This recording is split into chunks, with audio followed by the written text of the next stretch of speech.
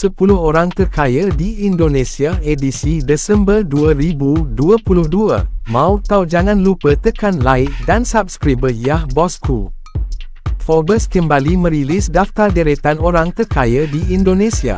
Sebanyak 22 pengusaha mengalami peningkatan kekayaan bersihnya, sehingga ada pembaharuan data dalam daftar 50 orang terkaya di Indonesia versi Forbes edisi Desember tahun 2022.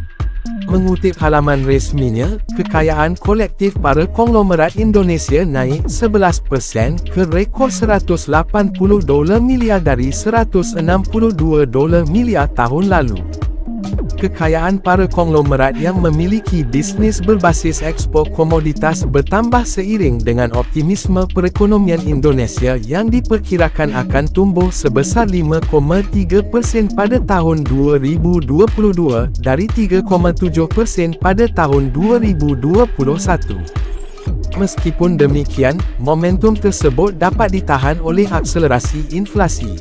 Namun, tidak dengan pasar saham yang mana indeks saham acuan Indonesia naik 8% sejak kekayaan terakhir diukur. 1.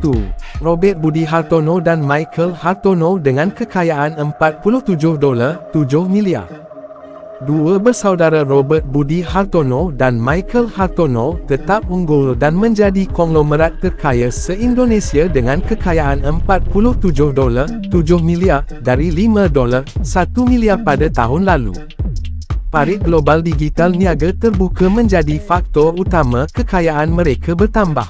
Perusahaan induk dari raksasa e-commerce Blibli tersebut berhasil melantai di Bursa Efek Indonesia (BEI) pada November 2022 lalu, berhasil meraup dana segar sebesar Rp8 triliun atau $510 juta. Capaian itu sekaligus menjadi IPO terbesar kedua di negara ini tahun ini. 2. Low Tak Kwong mencapai $12.1 miliar. Harga batu bara yang naik di tengah krisis energi global mendorong Low Tak Kwong ke posisi kedua dengan lonjakan kekayaan hampir 5 kali lipat menjadi $12.1 miliar. Hal itu menyebabkan saham Bayan Resources miliknya terbang. Perusahaan penambang batu bara terbesar keempat di negara itu, membuatnya menjadi pemenang terbesar tahun ini baik dalam persentase maupun dolar. Kekayaannya naik $9.55 miliar dari $2.55 miliar tahun lalu. Low juga tampil di sampul majalah Forbes Asia edisi Desember.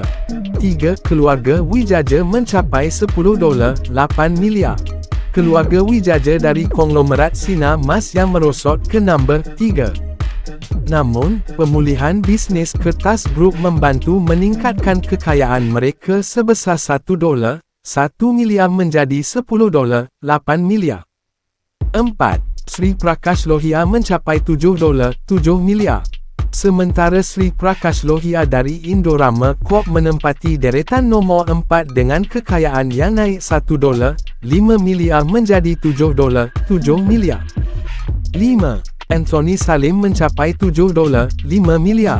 Melengkapi 5 besar adalah Anthony Salim dari Salim Group, yang kekayaan bersihnya turun $1 miliar menjadi $7.5 miliar. 6. Chairul Tanjung mencapai $5.2 miliar. 7. Prajogo Pangestu mencapai $5.1 miliar. 8. Boenjamin Setiawan mencapai $4.8 miliar. 9. Tahir mencapai $4.2 miliar. 10. Joko Susanto mencapai $4.1 miliar. Joko Susanto menempati posisi terakhir atau ke-10 dengan memiliki kekayaan sebesar $4.1 miliar. Kekayaannya meningkat lebih dari 2 kali lipat, menyusul perluasan jaringan toko serba ada Alfamart miliknya. Susanto masuk dalam 10 besar untuk pertama kalinya. Veteran perbankan Jerry Eng menempati jajaran nombor 35 dengan memiliki kekayaan sebesar $1.2 miliar.